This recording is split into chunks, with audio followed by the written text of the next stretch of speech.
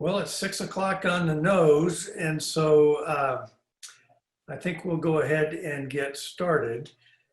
Let's see, to verify the quorum, we've got Brad, Christy, Ken, and Todd. So we clearly have a quorum.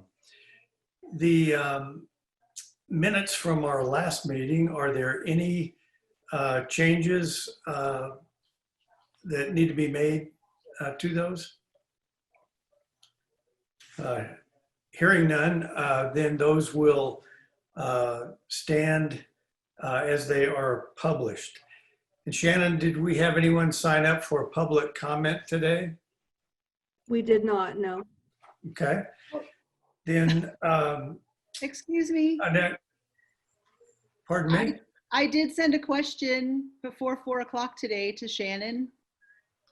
And I believe that that was answered to you, and it doesn't relate to an item on the agenda.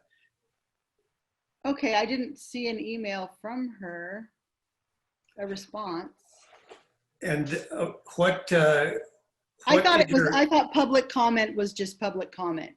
Well, it's public comment if it relates to an item on the agenda. And so if you have an item that relates to the agenda, we would be happy to listen to your comment. Oh, okay, then I guess I don't have a question or a comment. All right. Celebrating success. We've got fall 2020 opening, and that's Lita Burns and Graydon Stanley. Good evening, Chair Dunlap, trustees, President McLennan, colleagues, and friends. On behalf of myself and my colleague and dear friend, Dr. Lita Burns, it is our pleasure to introduce tonight's celebration. You may have noticed what the agenda said the celebration was about, and you're certainly fully aware of the incredible work that's been done by faculty, staff, and students in adapting to this environment. We thought it was wholly appropriate to have just a few examples of some of the work that was done on behalf of all those different groups and share those out with you tonight. Certainly noting that this is just a small sampling of nearly everybody here who participated in adapting this institution, its instruction, its services, the work that students do as well in adapting to this environment. So know that they represent literally hundreds and thousands of other employees and students that were a part of this. So our pleasure to introduce this to you. It's coming in a video format, and with many thanks to our friend Andy Finney, who helped us with the interviews and the video and has put this together. On technical support here is Dr. Lita Burns. So enjoy this celebration.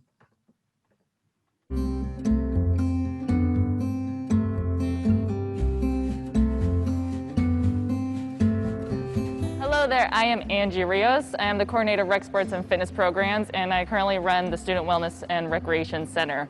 Part of the things that I've had to do in order to make this place a safe and healthy environment for students to come back to and have a fun place to work out in is really think of the social distancing. I'm not sure anybody that can we see breathe what you've got on the screen. Yep, I think that's right. We're gonna back up a step here and we'll get the video rolling. The video is kind of the key piece of this whole presentation. You would not want Lita and I to have to act this out. I guarantee you the originals are much better than she and I would be as imposters. Yeah, Graydon, there was a couple screens plus your entire desktop is what came up, at least what I saw. That's, I think Dr. Burns is working on that right now. I'm going to try it again. I practiced this 3 times this afternoon and it worked, but let me give it another try. This is what happens when you leave the technology to me, but I'm going to give it another try. Hold on.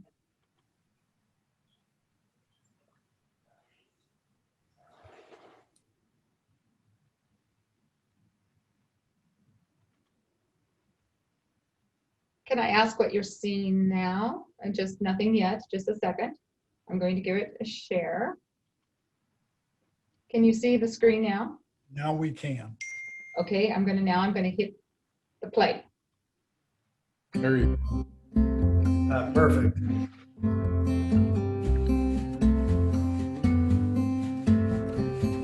Hello there, I am Angie Rios. I am the coordinator of Rec Sports and Fitness Programs, and I currently run the Student Wellness and Recreation Center.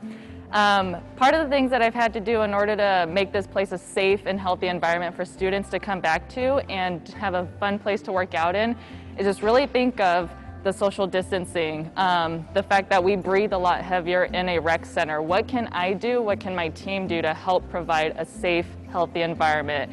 And so lucky for us, we've always been a very clean facility. We've been prompt with our cleaning procedures. And so really it was just like adding a bit more to that. We do have our own sanitizing bottles for everybody to use. We ask them to wipe off equipment before and after they use equipment, but we still go in and shut down areas to clean the facility because we want to make sure that everything is clean and ready for the next person to use. During the summertime, we did redo our upstairs area, so everything is 8 feet apart upstairs, which is great. It looks so much better, a lot of open space, but still enough area so that people can still have that team camaraderie when they need to work out with their teammates or something like that. We also just finished redoing our weight room last week actually, and it's been a really great thing to see because not just me, but the facility operations teams and my students all had the same vision of let's expand our gym to make it a safe place for people to still work out in and have that social distance. So we have all of our selectorized equipment now in our MPC, and then we have our free weights, so squat racks, dumbbells, all within the weight room that we had before. And so like I said, it was just a really big team effort, and I'm just really happy that overall everybody had the same vision, everybody had the fact that we needed to provide a safe environment, and everybody did it together. Hi, I'm Max Mendez. Well, one of the things that I decided way back when our crisis started and the school shut down and we went to virtual and remote learning was that rather than having this be a punishment for us, I looked at it as an opportunity, especially during the summer when I had time that I could reflect back on what worked when we were in crisis mode and what didn't work. And what I realized, one of the things that worked really well was making a concerted effort to create meaningful contact with each of my students, not looking at a class as a whole, but looking at them as a group of individuals. And while in my line of work, success is dependent on a communal effort, everybody does their best, it was time to really focus on the individual performer, individual student, whether it was in a humanities class or whether it was in one of my choral ensembles, and make it a challenge, make it a mission for me every day to make some sort of contact with the students so that they're seen, really seen. And because the shock of doing Zoom classes, doing online classes, was that students aren't feeling seen. And I think I also looked at the way that I was teaching and how can I be more adaptive if we have to go back to an online presence. How can I make that meaningful in my content area? And I did a lot of work on that. I did a lot of professional development. I seeked out assessments and rubrics that really lend themselves to being to have different modalities that I could teach with, and that seemed to work. We're in a time now when performance isn't a possibility, at least with a live audience in our venues. So the focus needs to be on working with individuals within the class context to create stronger singers, to increase skills, individual skills, so that when we can come back together in a performance aspect, we will all be individually stronger students, will be stronger learners, and I think focusing on the individual within the class context has really been a great benefit. Number one, I've been able to create community within the classes. With the mask, it's hard to create those bonds within a classroom, but you have to balance the content with the sense of community, because when we feel safe, when we feel part of a larger group, we are more apt to learn in a more robust fashion. Hi, my name is Brian Gill. I'm an Enrollment Services Associate at Cardinal Central, and I'm here to talk about some of the ways that we have improved our office for student safety during the COVID-19 pandemic. So after we returned to the office, after being away for several months, we created quite a few new precautions to ensure students are safe, employees are safe, and community members, anyone really visiting Cardinal Central, which is sort of the front-facing office for enrollment services at North Idaho College. One of the things we wanted students to focus on was the queue list system we have for checking in. It's our queuing system where students can get in line virtually with their cell phones, and we offered, initially we offered 4 parking spaces in front of Lee Kildow Hall where students, if they wanted to, they could pull up sort of like a curbside parking, drop off documents or ask questions. They could check in on their phone and we could come out and assist them that way. They can also check in and just come up to the main counter at the office and we can assist them that way as well. Initially we had 3 computers in the lobby where students could sit and fill out applications for admission, financial aid applications, and any other things they needed to do. And we've cut that back to 2 computers, and we actually have set up 2 mirror monitoring systems that are more than 6 feet apart, where we can safely stand and assist students in the lobby if they have questions about admission applications or FAFSA or anything else they might need. And we've also implemented some plexiglass at each station, and we've reduced employees who are working at the front. We have 4 stations, so at times we would have 3 or 4 employees working up there. Now we only have 2 employees working at the front, and we're way more than 6 feet apart, so it's pretty safe for employees and students alike. We also, during COVID, before we came back to the office, we actually really ramped up our Zoom support, and we still offer that. If you go to the main page, to the nic.edu page, there's a little link where students can hop in a Zoom room and speak with an enrollment services associate anytime during business hours, and that's been very helpful. Quite a few students have taken advantage of that.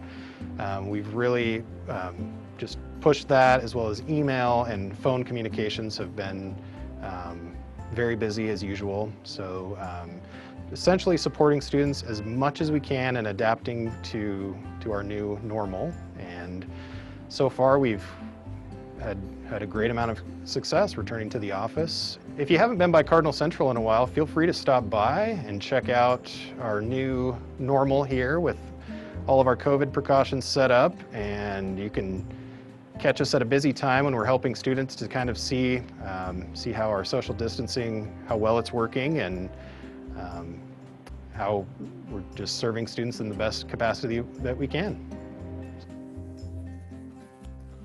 Hello, my name is Dr. Randy Ware, and I teach psychology here at, well, for North Idaho College. While this isn't my first time teaching through a webcam, as I used to reach out to dual credit students and other students in the region who, for occupational or geographic reasons, couldn't get to campus, I do feel like my environment has changed some, and so has the nature of my students' environment when they're in the classroom with me and in the world that we're in right now.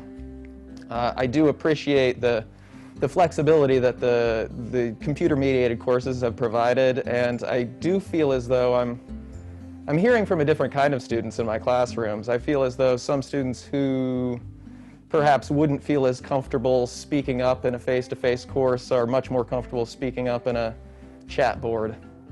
I've still got students who are staying after class to speak with me, and I've structured my time a little bit differently. My office hours, rather than having larger chunks of office hours where students know where to find me, I'm putting my office hours in these places where students will be at their computers because they're ready to sign on to my course, or I can stay after class and speak with them. And I really find that students are emailing more or asking more questions. And when I've got them there in that environment, if they tell me they're having a problem, I can have them share their screen. I can see what's going on with them and see it from their perspective and have a better understanding of that. I feel as though I could I let out a big deep breath on the second day of the semester when I had a student who emailed me and who said, "Thank you for class yesterday. I had a lot of fun." And I responded and thanked them for their feedback and told them how much I appreciated this. When a student would tell me that they made a connection despite the fact that we were in different places and talking through a computer screen. And she went on then to explain to me that she had not been excited about a class on a computer this semester, and that she had wanted a face-to-face course initially, and that first day had changed her mind. That after that first day, she was excited about the class and really felt like that was a model that was going to work well for her. And so I think there's a spot here where we need to understand this issue of flexibility for students' jobs and their lives and their kids. And with the pandemic that we've got happening all around us, the ability to move our classes online or teach our classes in this environment so that students can be there for their kids, can be there for their loved ones, can be in their homes and deal with their own lives in the way that they see fit, but still feel that connection to us as real people, speaking out to them and answering their questions in real time. That makes a big difference to me. I would like to express support for my division and for the Office of E-Learning and the help desk who I have on speed dial. I really feel as though the administration more generally has helped us come, well, together to help manage this for our students and for our faculty and staff and for the community so that we can deal with this as it comes and adapt and overcome it. Hi, my name's Justine Lackner and I'm a business student at North Idaho College. And I'm here to tell you why I feel safe at NIC during this age of COVID-19. I'm the Vice President of ASNIC Student Government, an NIC Ambassador, and a Residence Assistant in the dorms. First, as a student, many of my classes are online, allowing me to continue pursuing my degree from the comfort of my home, with great support from my professors. I have a couple in-person classes that have been thoughtfully planned out to provide us with the class's full experience that meet all of the safety protocols. My in-person lab has been successful as we also take the steps needed to keep all of our fellow Cardinals safe. As a student government representative, I am proud to have participated in so many things that have made an impact in our school and our community. From helping marketing with the mask campaign to simply being a role model to those around me. The leadership guidance we have had from President McLennan, Graydon, and all of my advisors have been tremendous in our decision to take action against COVID. ASNIC meets virtually every week to continue to support NIC students. We created a survey for students' feedback, helped with promotional campaigns, and continue to provide support for clubs in this change of environment. Our ambassadors here have been supporting NIC in more creative ways since we have had to adjust the way we give tours. We still offer tours, but in smaller groups, and of course, following all the protocols to a T.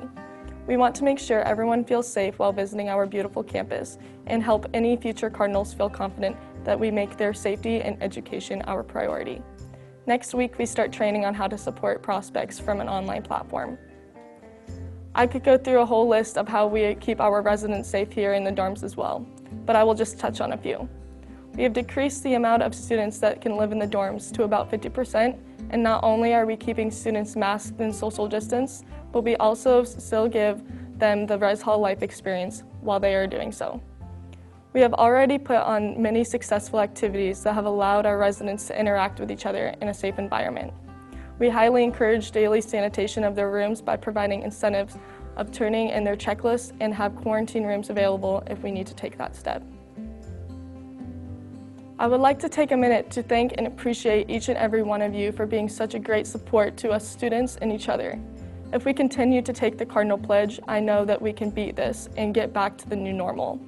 As a student, I can say that I am truly grateful to be continuing my education at a school like NIC, where I feel safe to be home. Thank you.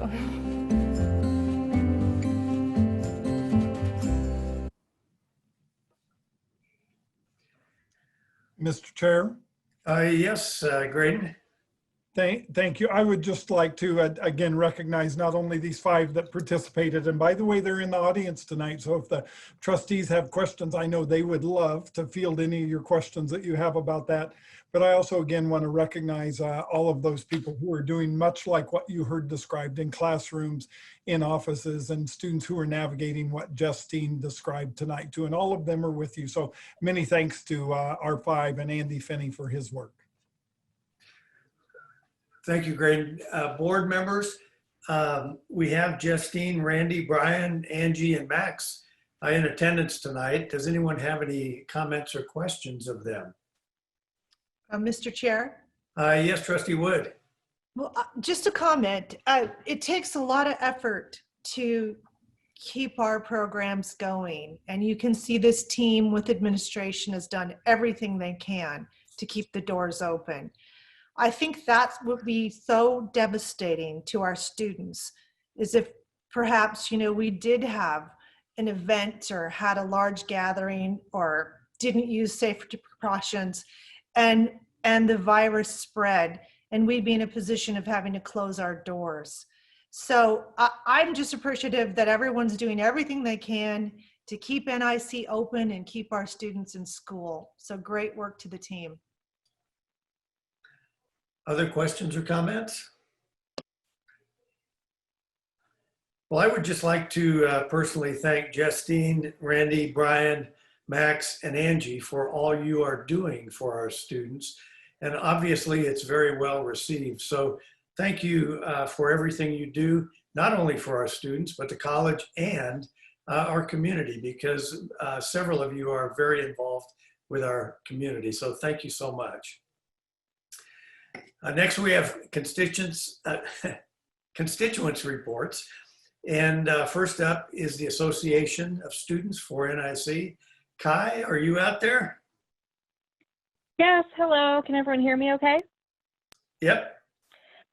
Great, thank you. Thank you so much for having me tonight. This report is a little long, but I will try to go through it a little bit fast.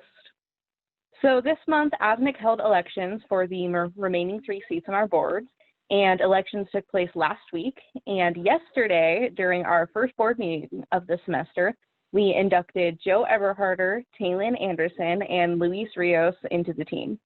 So we now have a full board, and we can move into filling some specific in-board positions, including President Pro Tempore, as well as the 3 newly developed titles, which are Treasurer, Secretary, and Marketing Coordinator. We're also in the process of developing a community engagement position with a focus on volunteering and outreach, and another one has just been added for project management. These positions are elected within the ASNC board, so officers can nominate themselves or each other, and we'll hold a vote during one of our upcoming meetings to determine who will fill a certain position. In addition to that, officers have begun working on projects. Our vice president is working to install lighting in the beach volleyball courts so students can stay out later and have better visibility. And a couple of senators are working on some art-based projects, and our dual enrollment representative is focusing on the Rose Garden, which I believe is near the Children's Center, to make it a more welcoming environment, to name just a few. Also, one of our officers sent out a survey to students to get feedback on areas of need and to determine what students would like to see happen on campus, and we received the results earlier this week. There were a little over 200 responses, and we plan on going through all of them to take note of trends and see what areas we would like to focus on. We also put out an innovation challenge that I believe I mentioned at the last meeting with a deadline of October 8th, I am fairly certain. This challenge is to motivate the clubs to think outside the box in terms of virtual engagement, and entries may be rewarded funding based on how well thought out and creative they are. And the board also helped out with the development of the Cardinal Pledge, and many of us participated in the filming of the pledge video. At this point, we are trying to promote both the pledge and safe social distancing practices in general. Finally, we are in the very beginning stages of planning a Board of Trustees candidate forum to better inform the student body and the community about the upcoming election. I will be reaching out once we've discussed logistics and come up with a plan, which should be fairly soon. Thank you, Kai. Any questions or comments for Kai? Well, next up is the Faculty Assembly and Chris Pelchat. Thank you, Chair Dunlap, members of the board, President McLennan. My report is fairly short today. At the last assembly of the faculty, we approved our minutes, and I gave a quick chair report, and we jumped right into what was on the agenda for the day, which is a policy and procedure revision to the faculty evaluation policy and procedure. And that pretty much took up the whole time. We considered this, it was going to be our second reading. We were hoping to vote on it by the end of the meeting, but there was a lot of discussion. There were some confusion around what criteria faculty are writing their self-evaluations to, because we have two policies and procedures that talk to that evaluation. One is teaching focus and the other is the tenure criteria. So a small group of faculty decided to take a stab at kind of reworking some of the language. And so that is going to come back to Faculty Assembly at this October meeting. There was also a short discussion about advising as it relates to faculty contracts that came up through the faculty evaluation discussion. But that was quick and succinct, and we ended there. There were a couple things that were brought up for good of the order. We had a short discussion about cardinal reads, and then we also were presented an event that is happening at the end of the month, a virtual Buddhist event. So we got some information on that, and then we concluded. Thank you, Chris. Any comments or questions for Chris Pelchat? All right, we'll move on to Staff Assembly. And Jeff Davis, you're up. Good evening. Thank you so much, Chair Dunlap, trustees, President McLennan, Council, PC members, colleagues, and guests. Our recent meeting was not attended by number one, Jeff Davis. Fortunately, it was recorded and I could attend it later on without being able to say a single word, which I think was appreciated by some of my constituency. We always start with some housekeeping and new employee introductions. I'm always pleased by new employee introductions. It shows very much that the pandemic has not had an effect of gutting our staff, but actually adding to our staff. Notably, Cassie Silvis is back on our campus in a part-time effort, and she's part of our, she's the new director actually of our COVID response team. And that's been very exciting. I've reached out to her personally already, and she's been just amazing. Our sterling silver for the month, Lisa Jennings, who is the Outreach Center Assistant for the Workforce Training Center. And she definitely deserves the honor. She's just done an amazing job.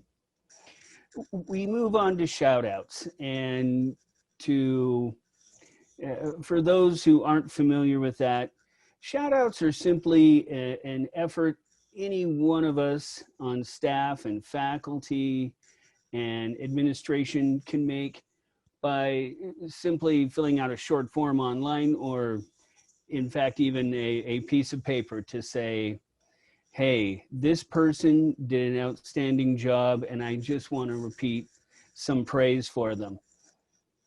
There have been months in the past, in my tenure here at NIC, where there were no shout outs, busy time. Somebody, it just wasn't something people were able to manage. And there have been times that one or two during the meeting. This time there are so many, I can't even begin to name all the people for time's sake.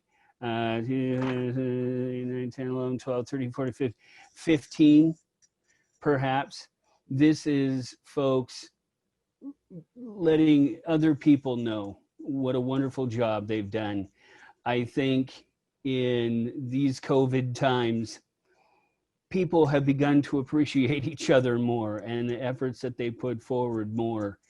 And it was incredibly encouraging. The wonderful things people had to say about each other campus-wide is so heartening. It shows that the NIC family is strong and cares for one another and wants to let other people know that.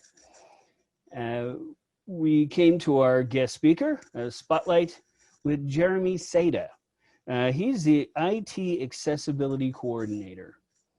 And we thought he would be an important speaker at this time because not only do some of our students face challenges simply getting the IT support that they need or the equipment necessary to do their coursework, but some things that we take for granted, Zoom, can be very difficult for someone who is visually and especially hearing impaired. And so his work right now is incredibly important, and how isolating this has become for so many people and so many of our students. And we do have upcoming, every year there's a Global Accessibility Awareness Day. There's events that are put on. We often have a showcase of equipment and technology for accessibility that that folks can attend and find out just what's available out there and get a hands-on feeling for it and an effort. It'll be very interactive, and of course we all look forward to 2021. So it was wonderful to have him there. Typically we have a Senate report. Steve Kurtz had to literally mail it in because he himself was unavailable, traveling across our country, bringing his life to North Idaho. And Steve, we really appreciate your efforts that way, because even though he was in the middle of stuff, he was able to provide us with good information. Sarah Martin, who is my vice chair, typically reports on President's Advisory Council. She could not be there due to a family emergency, so there was no report out on that. Staff Assembly Forum focused on results regarding a COVID response and a survey that was put out, and there were some concerns in that survey, but meetings are ongoing. Staff Executive Assembly Committee is working hard on this, and there was no action taken, so there's not too much to report on that at this time. And for the good of the order, we always enjoy that. Josh Gittle shared out that there were some concerns that when we had the payroll tax holiday come up, we, as a college, we opted out. Some folks thought that maybe they had to opt out individually. So very important report on his part. He was able to allay some fears and some wonder on folks' behalf. Lynn Covey was kind enough to share out about the Emergency CARES Fund. and how that we're reworking the language a little bit in the application process for that. There was some confusion around what those funds were for and who they were for. And she's done a tremendous job in her team of cleaning that up and making that accessible and understandable to students. And that's so important in this emergency. And finally, Dodie Stilkey shared out that the day that we met happened to be World Suicide Prevention Day. And she wanted to let people know there are resources. And as we know, COVID has created a lot of isolation. And people need to know that there are resources, not only nationally and locally, but right here at North Idaho College, for people to get the help and the care that they need. And then we adjourned. If there are any questions, I'd be happy to entertain them. Questions or comments for Jeff? Thank you, Jeff. Next, we'll move on to the Senate report and Steve Kurtz. Thank you, Chair Dunlap. Good evening, Board of Trustees, Dr. McLennan, administration, faculty, staff, students, and guests. We had a very short meeting, so my remarks will be very brief. We had regular approvals of the agenda, meeting minutes, and adjournment. The only item that we had was an information item that explained the process for our upcoming board policy review cycle. And that is led by our esteemed past Senate Chair, Ben Chesida. We appreciate his leadership. He did ask during the meeting for volunteers from the Senate who will serve on the committee. And we appreciate James Love, Jeff Carr, Heidi Schrader, Teresa Henderson, and Melissa Mawini. They all volunteered, so many thanks to them. And he outlined the process, what he sees over the next few months as we move forward in reviewing the section of the board policy that is applicable this year, and that's section 2, dealing with the administration. Besides that, we had just a little bit of discussion in the call to order section about the required minimum number of meetings. Other than that, that's my report. Do you have any questions? Board members, any questions or comments for Steve? Hearing none, we'll move on to the President's report. Dr. McLennan. Thank you, Chair Dunlap, members of the board. It's great to see everybody here this evening. I had actually planned to do a report on our reopening and COVID-19 response. I want to thank our video presenters for really taking much of that task off of my plate. They did such a terrific job, and I know many of them have left already. I just want to say thank you to them for sharing just a little bit of their stories with the board and with the public, because what it represents, and as you've heard, a fraction of the effort that this college to a person has gone through to get this fall semester underway and to do it so successfully. We have the experience that we've had since August 16th, we've had 10 students and 2 staff test positive for COVID-19. All of those cases were traced, and none of them had their origin at North Idaho College. They were outside of the college. But the reason I bring that up here is the protocols that we put in place with masking and distancing and tracing are serving the purpose that we intended them to do, so that we're able to keep instruction moving, not having to close down entire buildings and classes and whatnot. The student and staff cooperation and compliance with the protocols has been near 99%, close to 100. We have an occasional reminder that we have to give, but I think what's happened, we're at a point now where it's actually become the norm to do the things that we're asking students, faculty, and staff to do. People are getting used to the idea.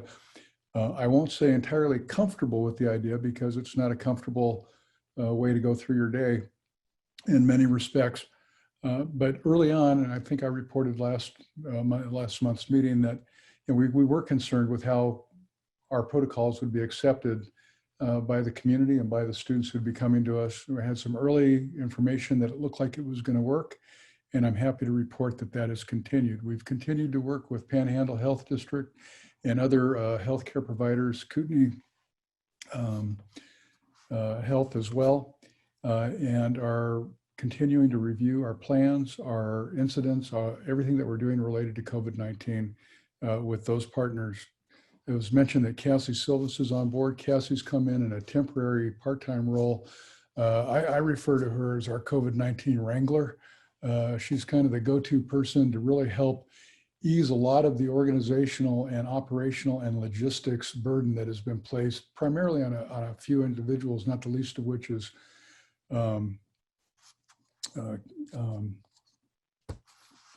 Karen Hubbard, who really took on a lot of the work with the logistics team, the rebounds team. I think I'll stop there. Overall, though, I couldn't be more pleased. I was at a meeting 2 weeks ago now with our health partners, and I overheard a small group comment that it was their opinion that the safest place to be in North Idaho was North Idaho College. Doesn't mean that we're still not vulnerable. We've got to be vigilant in all regards and stick with this. I sent a letter out to students today thanking them for everything that they've been doing. I believe we sent a copy of that to the board as well. You may not have seen that yet, but asking them to stick with it, asking them to think about getting their flu shot, to take that as a concern, get that off the table. But overall, I couldn't be more pleased, and so far so good. I'd be happy to answer any questions. Questions or comments for Dr. McLennan? Thank you, Rick. Next up, we have K-Tech report, Trustee Banducci.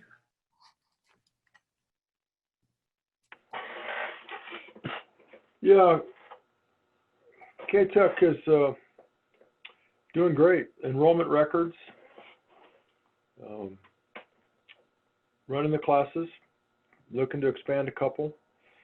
Trying to maybe pick up some pieces from this aerospace situation. I hooked up with the folks from the Civil Air Patrol and got them in touch with Colby Mattia. And the last board meeting, which kind of happened right in a timely manner, I mentioned to the three superintendents about the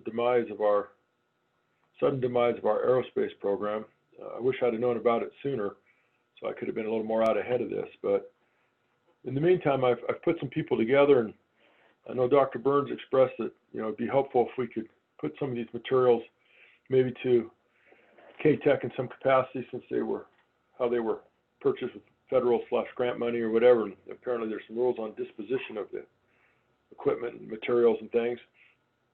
But Civil Air Patrol has this hangar and has some room, and so they may be able to be a spot where some things can be stored possibly until K-Tech can figure out what it can or can't do, and we'll see how they may be able to work with some of this or not. But it's an interesting possibility to be explored, and a lot more information will need to be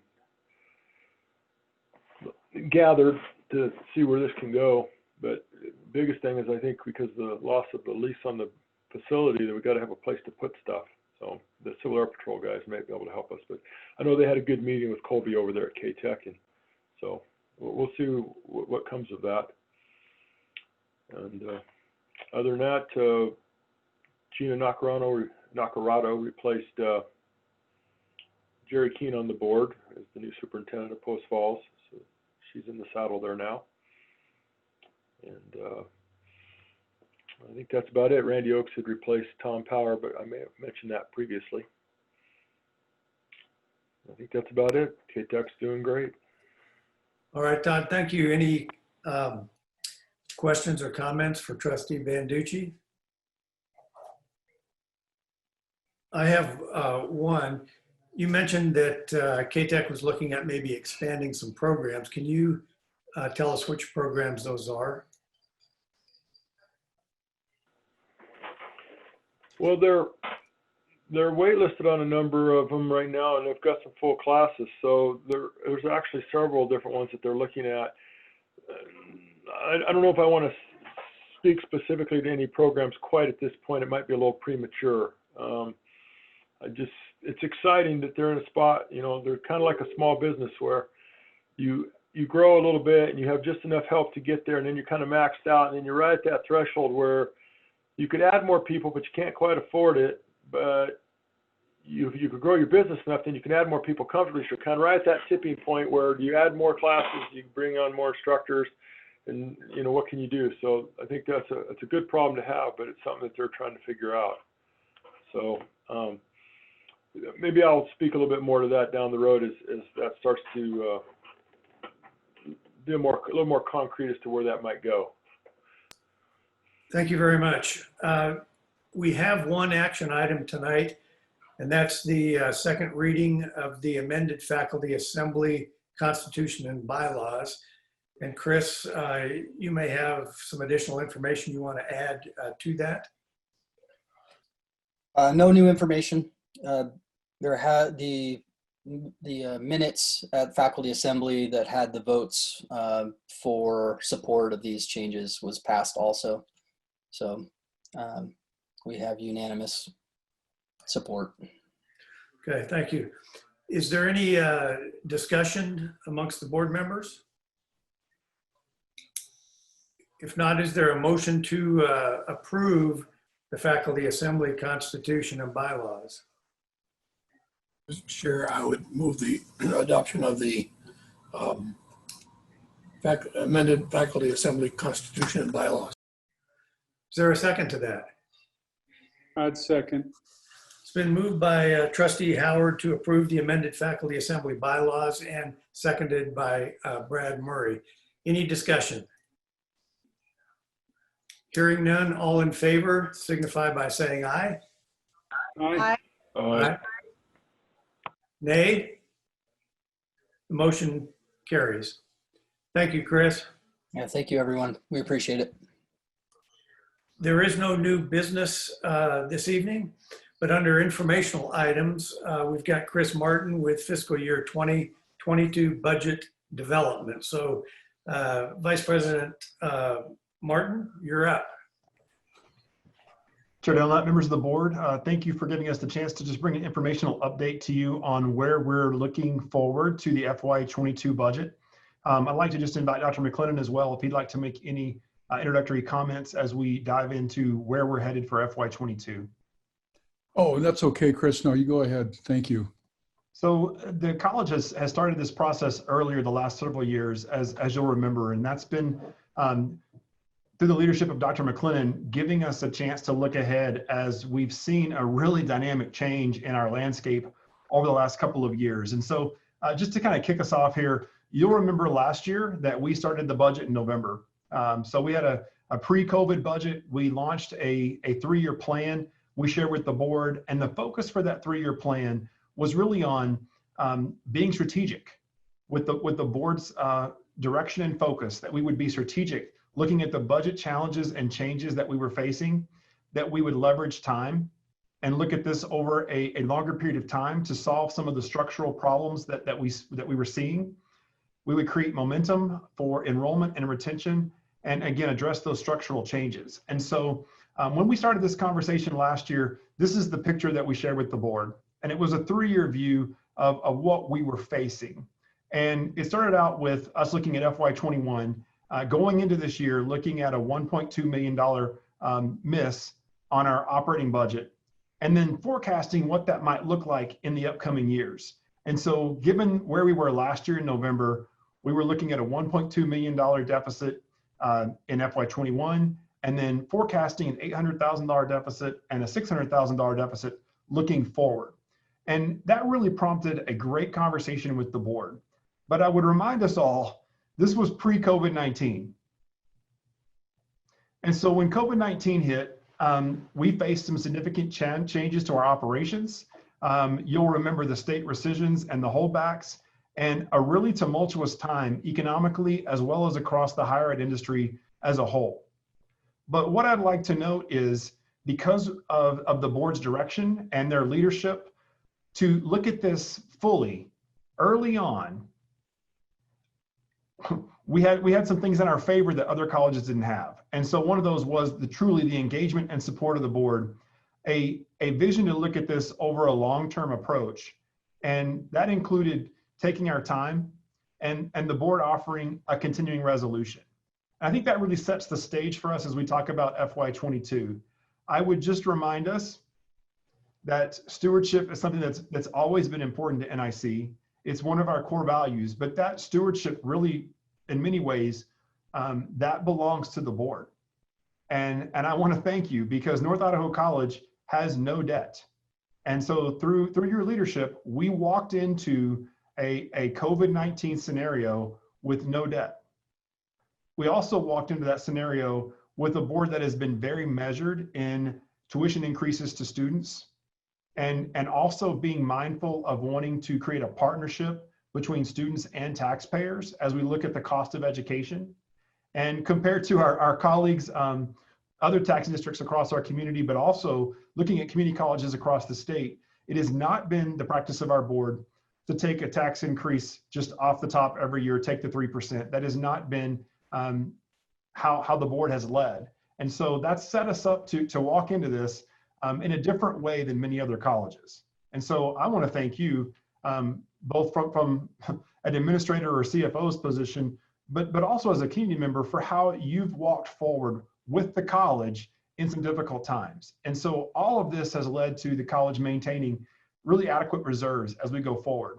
And I would just highlight that this was noted by NWCCU during their most recent reaffirmation visit, with a commendation truly to the college and the board for your efforts in managing not only how we impact the environment, but more specifically, the financial management of the college as it supports student access and success. And so as we walk into FY22, I wanted to remind us kind of where we've been this past year, but also thank you, because the board has set the college up much differently than some of our peer institutions as we walk forward. So looking back, I think this is important to talk about before we get into the details of FY22. The board generally sets the budget in May, but we don't bring forward the audited financials and truly close out the prior year until November. And so I think sometimes we miss that connection of closing that story out. So I wanted to just remind you that we have budgeted balance transfers from the fund balance the last several years, but we haven't actually used them when it came to the actual close of the books. And so we actually have been booking net income, and you'll remember this from our conversations with the auditors, every year. And so that average has been around $1 million. And so I think it's important to note, while we've been budgeting that fund balance transfer, we haven't been taking it. And so that's something that I just wanted us to remind ourselves, because that audit sometimes slips away and it's later in November, and we don't always tie that loop up. So FY22, we're looking at the same 3-year plan that the board blessed last year. And so those things that we were looking at earlier, taking a longer term view, leveraging time, focusing on enrollment and retention, those are things that we're moving forward as we go into FY22. So that 36-month forecast, that's the basis for our budget this year. As always, we want to develop a process for input and development that really is stakeholder driven across campus, so that everyone has some input into what the final budget looks like. And the budget represents, in a big way, the strategic plan of the college and where we're headed as we move forward. I'll talk about this more a little bit later, but we will also be really refining our revenue forecasts and our personnel expenses moving into this next budget development. So the question is, how do we end up booking net income every year when we're budgeting needing a fund balance transfer? And so a big part of that has been, and I will own this, my conservatism in forecasting non-tuition revenues. And so we've done a lot of work this past year. You saw that in the budget work we did. We trued up quite a bit of the revenue forecast, things like interest income, some of the miscellaneous income that the college takes in. And we're going to sharpen the pencil again this year and do a better job of more accurately forecasting where those non-tuition revenue numbers are going to come in at. But the other piece is, we've talked with the board about this in the past, just through normal business operations, the college always has positions that are open. And that creates quite a bit of salary salvage throughout the year that we have not been budgeting for in the budget. And so moving forward, really looking at our personnel expenses and honing those in so that we get a better accurate picture of where we're going to end the year in personnel expenses. I would also just note a real focus as we go into FY22 is through Dr. McLennan's leadership and pushing on this, we've got to be mindful of the changing dynamics of the state. And so making sure that we're building budgets that are responsive to how state support may change.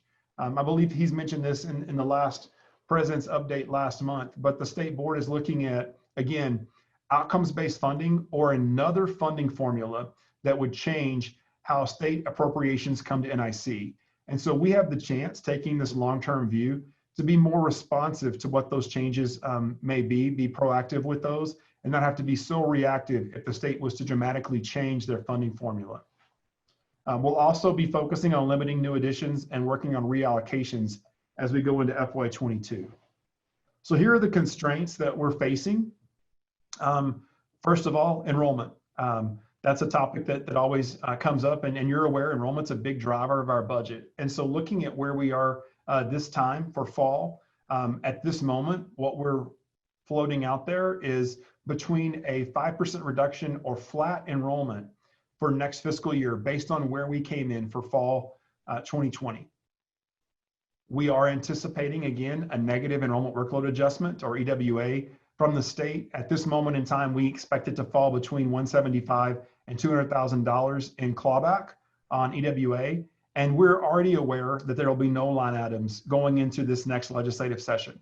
And so no higher education institutions have line items going into next year's budget.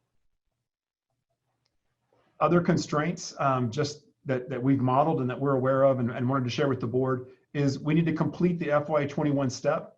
The board funded half of that step in the current year's budget, and we'll fund the other half going into next year's budget.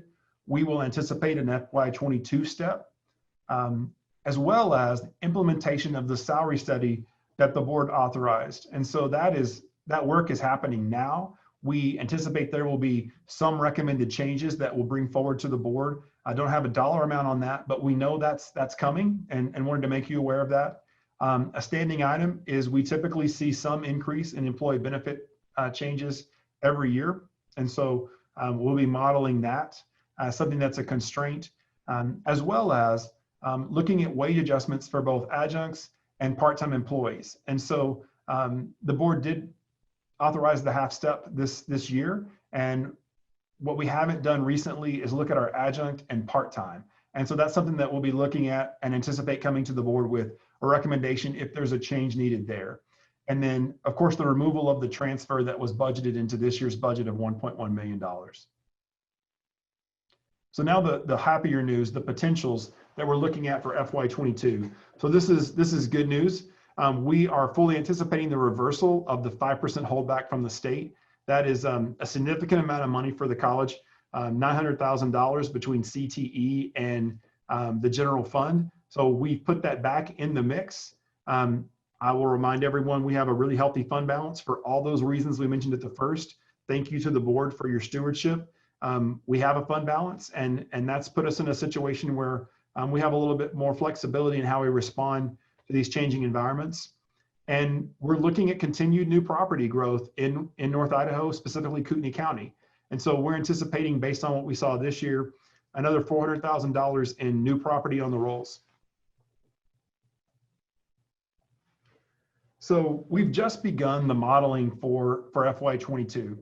And I apologize, this is small, but I want to just share a couple of things here. All those constraints that we've talked about and those potentials, we've already factored in. And you'll remember that when we started this conversation last year, before COVID-19, we had looked at a potential of an $800,000 shortfall this year. So off the top, really without digging in at all, that number is $355,000 is what we've proposed at this moment as what that shortfall could be. But that's really before we've done a lot of the work that we'll do over the next 2 months as we bring the budget together. But that kind of shows you hopefully this is the result of some of the decisions that were made last fiscal year. And so how the college responded to the state cuts that we covered through expense reductions that are ongoing, through the early retirement. And then also, the college had a plan on how we'd handle early retirement and some of those pieces, but actually we had other retirements that came on top of that or other open positions that have not been filled. So this model also continues on with a plan to, through attrition, reduce our headcount for staff and faculty by 5%, or excuse me, by 5 positions every year. And so that's already baked into what we're looking at over the next, at this point, the next 3 years. And so just an early snapshot of how we're framing this conversation. So next steps, we're obviously working on models and scenarios. That's what we're doing. I appreciate Dr. McLennan's push and leadership on this with the leadership team and with management team across the board. This has been a conversation that he's sparked early this year. I think we can all acknowledge that early spark on budget last year set us up for success in a big way. Not knowing that COVID was coming and we'd have some significant operational changes, doing that work early on really changed how we approach that compared to how some of our peer institutions approach that. And I'll just share, a lot of colleges had furloughs last year. NIC did not. I think that had a lot to do with that early work on the budget. They made some significant changes to their student services, their programming and athletics that we have not done here. And it goes back to your leadership and Dr. McLennan's leadership of getting in early and looking at this from a longer term view. So we will look at projections from our strategic enrollment management team. Sarah Garcia and I usually do a trend analysis. That's where that 0 to 5% came from. But we will rely on our friends in the Strategic Enrollment Management Committee to also provide their data and refine the number on where they think enrollment's going to come next year. I mentioned this earlier. We're aligning budget with our actuals from the last 3 years and doing some true ups.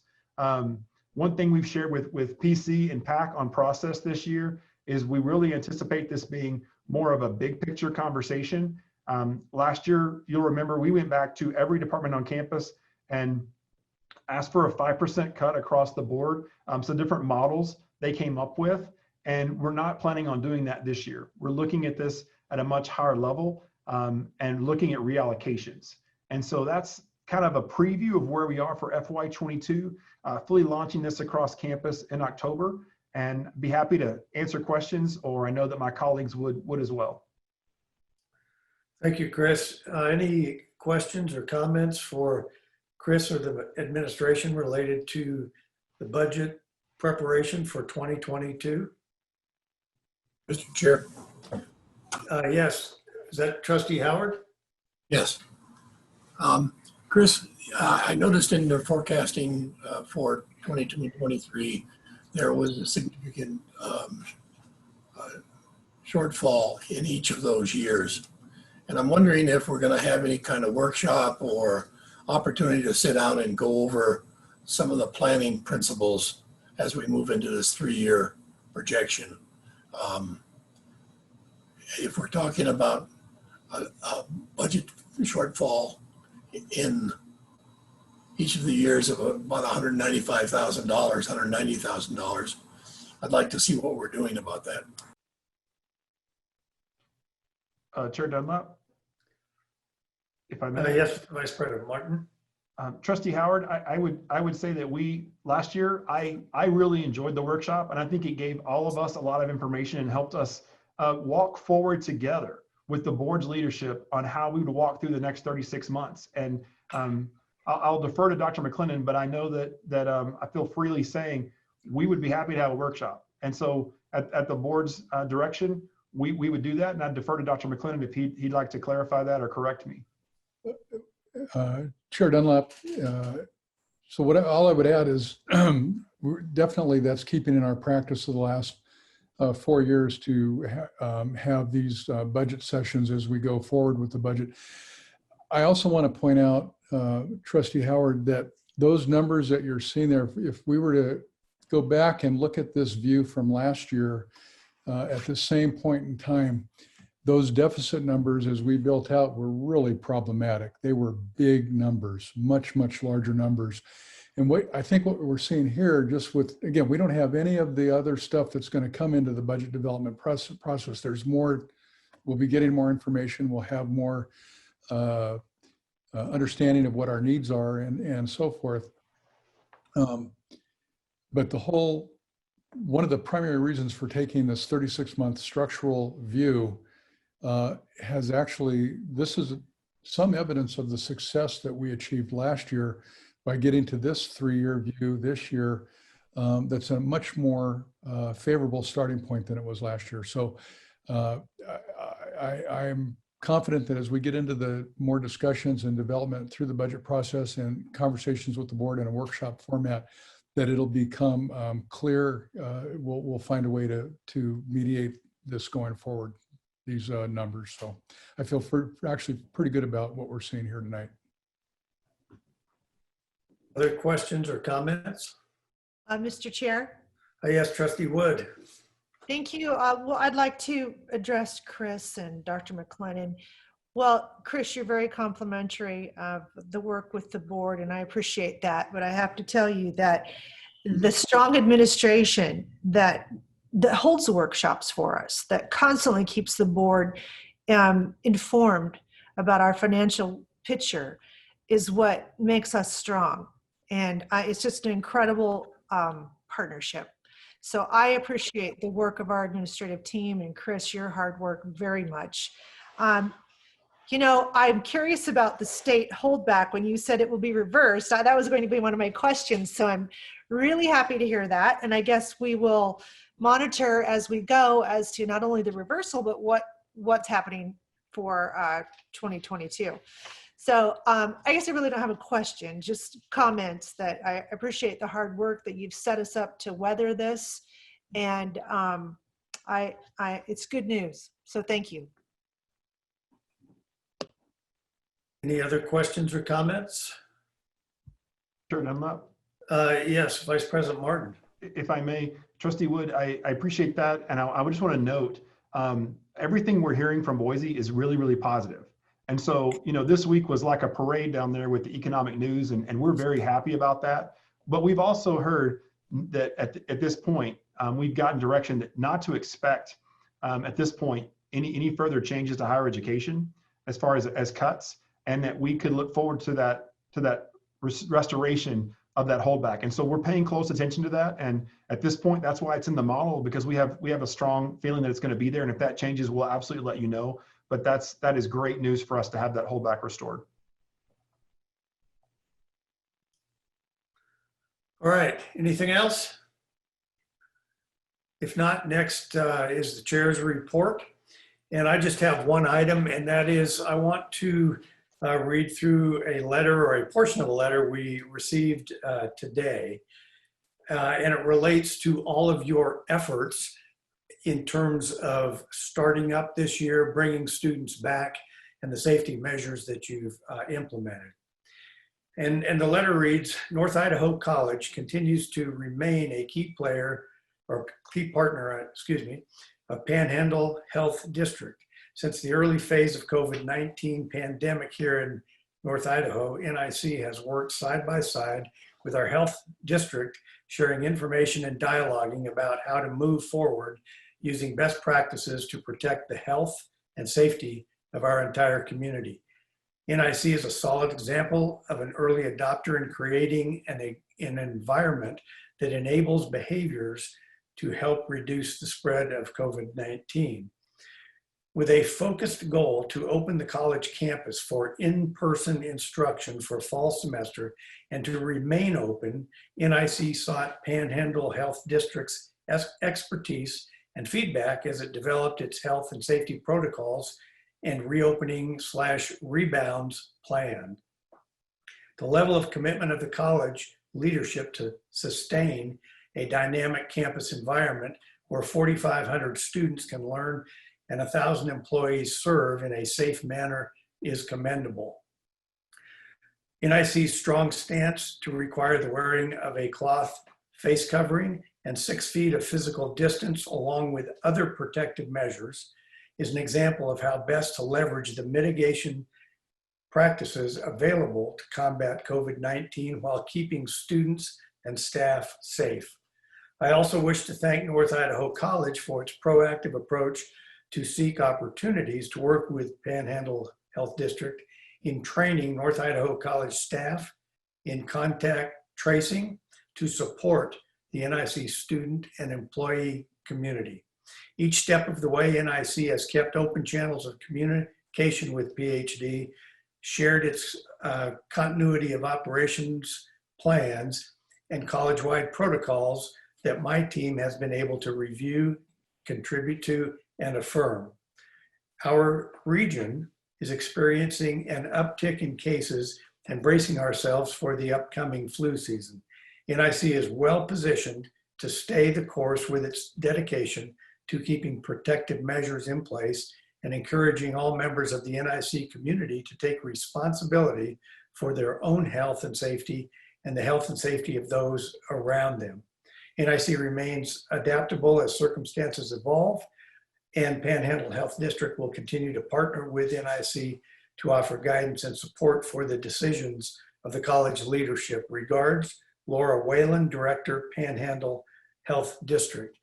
And if you look at the results and the very low incident rate on campus, I think all of the myriad of factors that you have implemented has served our community well. That's the only thing I want to report out on. And lastly, are there any comments for the good of the order? Hearing none, this meeting is adjourned. Thank you very much, everybody.